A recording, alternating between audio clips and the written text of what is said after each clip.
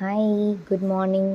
இன்றைக்கி கிச்சனில் no confusion. ஏன்னா ஆல்ரெடி பிளான் பண்ணி வச்சுருந்தேன் இன்றைக்கி இதுதான் லன்ச் மெனு அப்படின்னு சொல்லிட்டு. ஸோ அதனால் நைட்டே வந்து மஞ்சள் பூசணிக்காயெலாம் வந்து கட் பண்ணி க்ளீன் பண்ணி டப்பாவில் போட்டு வச்சாச்சு. ஸோ இன்றைக்கி இதை வச்சு நான் வந்து எரிஷேரி தான் பண்ண போகிறேன். இதுக்கு சைட் டிஷ் வந்து வெண்டைக்காய் ஃப்ரை. ஸோ எரிஷேரிக்கு இந்த மாதிரி க்யூபாக கட் பண்ணிவிட்டு ஒரு பாத்திரத்தில் தண்ணி விட்டு மஞ்சத்தூள், மிளகாத்தூள், உப்பு கூட பெப்பர் போட்டு நல்லா பாயில் பண்ணிக்கணும். ஸோ இந்த மாதிரி கிழங்கு வேகிற அளவுக்கு வெந்திருக்கணும்.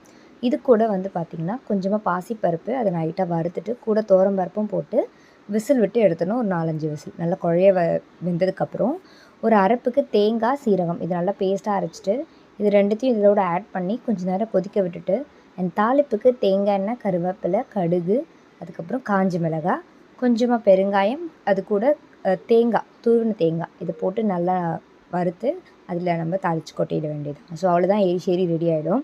இதுக்கு வந்து நான் வெண்டைக்காய் பொரியல் தான் பண்ணியிருந்தேன். அண்ட் கூட கொஞ்சம் மிக்சட் வெஜிடபிள்ஸ்லாம் போட்டு வெஜிடபிள் பிரியாணியும் பண்ணியிருந்தேன். எங்கள் சித்தி ஊர்லேருந்து வரேன்னு சொல்லியிருந்தாங்க. ஸோ அதனால் எக்ஸ்ட்ரா கொஞ்சம் இருக்கட்டும்னு நான் இதை வச்சுருந்தேன்.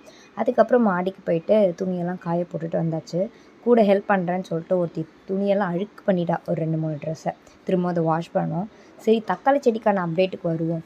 இப்போ பார்த்தீங்கன்னா 2 நாளாகவே ஒரு 2-3 தக்காளி வந்து கரிஞ்சு போச்சு. அதாவது அந்த இலையே ஃபுல்லாக கரிஞ்சு போச்சு. அதில் தக்காளி மட்டும் இருக்குது. ஆனால் அதை பறிக்கலாமா இல்லை அதை அப்படியே விட்டால் வளருமான்னு தெரியல.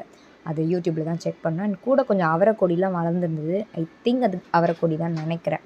அதுக்கப்புறம் குட்டி குட்டியாக உள்ளே 2-3 தக்காளி செடி புதுசாக வளர்ந்துட்டு இருந்ததா. ஸோ அதையும் எடுத்து நான் பக்கத்து தொட்டியில் வச்சுட்டேன். ஸோ தட் அதோடய ஈல்டு நல்லாயிருக்கும் அப்படின்ட்டு. அண்டு பார்த்திங்கன்னா இப்போ கொத்தமல்லிக்கான அப்டேட் வந்து ஒரு 2-3 வந்திருக்கு. குட்டி குட்டியாக நல்லா நோட்டீஸ் பண்ணி பார்த்தா தெரியும். ரொம்ப குட்டி குட்டியாக வந்திருக்கு. ஹோப் இன்னும் கொஞ்சம் நாள் இது நிறைய வரும் பார்க்குறேன்.